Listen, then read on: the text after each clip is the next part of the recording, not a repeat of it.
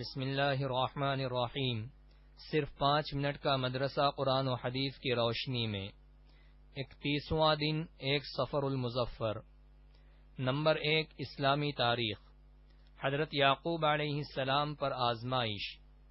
دیگر انبیاء کی طرح حضرت یعقوب علیہ السلام کو بھی کافی مصیبتیں برداشت کرنی پڑی، جان و مال اور اولاد میں سخت ترین آزمائشوں کا سامنا کرنا پڑا، مگر ہر موقع پر وہ صابر و شاکر ہی رہے۔ خاص طور پر اولاد میں ایک لمبے زمانے تک امتحان میں مبتلا رہے۔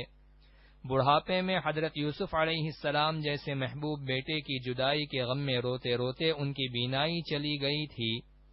ابھی یہ رنج و غم ختم نہیں ہوا تھا کہ ان کے دوسرے بیٹے بنیامین کی جدائی کا واقعہ پیش آ گیا۔ اس طرح ان کی محبوب اولاد ان سے دور ہو گئی۔ اس کے ساتھ ہی دعوت و تبلیغ میں پیش آنے والی تکالیف اور لوگوں کے اس دعوت کو قبول نہ کرنے کا رنج و غم الگ تھا، مگر اللہ تعالیٰ کے یہ جلیل القدر نبی ساری مصیبتوں کو برداشت کر کے صبر و شکر کرتے تھے اور اللہ تعالیٰ کی مدد کے طلبگار رہتے تھے۔ اللہ تعالیٰ نے ان کے صبر کا یہ بدلہ عطا کیا کہ بکھرے ہوئے بیٹوں سے ملاقات کرا دی اور تمام اولاد کو جمع کر دیا، اور ساتھ ہی ان کی بینائی بھی واپس کر دی۔ یقیناً اللہ تعالی صبر کرنے والوں کو ایسے ہی انعامات سے نوازتا ہے۔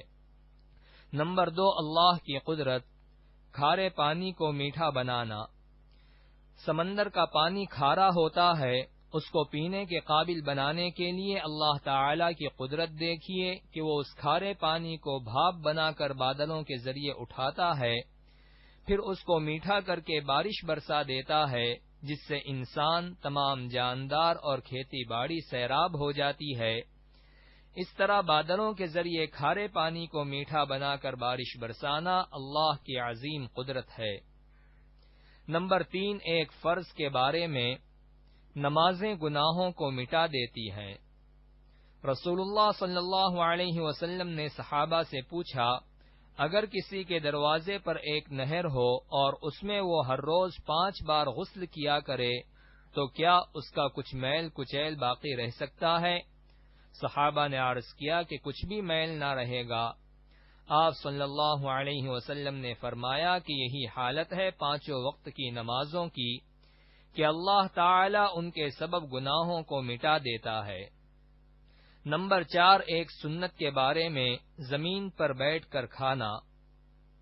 حضرت ابن عباس رضی اللہ عنہما بیان کرتے ہیں کہ آپ صلی اللہ علیہ وسلم زمین پر بیٹھتے اور زمین پر بیٹھ کر کھاتے تھے۔ نمبر 5 ایک اہم عمل کی فضیلت۔ قرآن پڑھنا اور اس پر عمل کرنا۔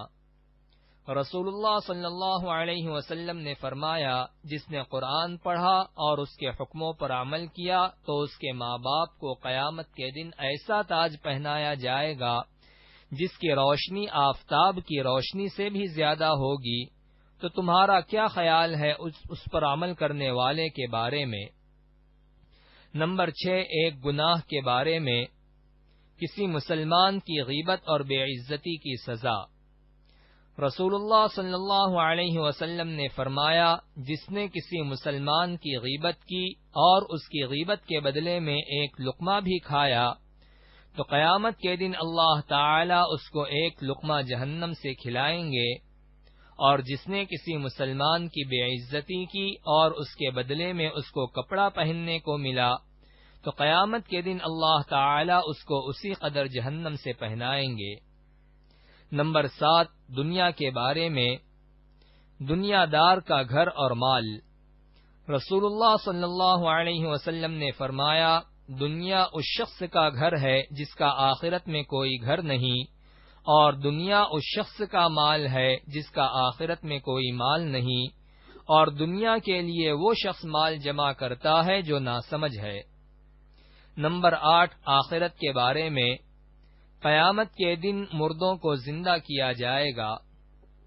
قرآن میں اللہ تعالی فرماتا ہے، کیا انسان کو وہ وقت معلوم نہیں جب تمام مردوں کو قبروں سے زندہ کر کے کھڑا کیا جائے گا اور ان تمام رازوں کو ظاہر کر دیا جائے گا جو ان کے سینوں میں چھپے ہوئے ہیں۔ نمبر 9 طب نبوی سے علاج۔ جسم کے درد کا علاج۔ حضرت عثمان بن ابی العاص رضی اللہ عنہ نے رسول اللہ صلی اللہ علیہ وسلم کی خدمت میں حاضر ہو کر اپنے جسم کے درد کو بتایا تو رسول اللہ صلی اللہ علیہ وسلم نے فرمایا، جہاں درد ہوتا ہو وہاں ہاتھ رکھ کر 3 بار بسم اللہ اور 7 مرتبہ یہ دعا پڑھو، اعوذ باللہ وقدرتہ من شر ما اجد واحاذر۔ ترجمہ: میں اللہ اور اس کی قدرت کی پناہ چاہتا ہوں ہر اس تکلیف سے جو مجھے پہنچی ہے اور جس سے میں ڈرتا ہوں۔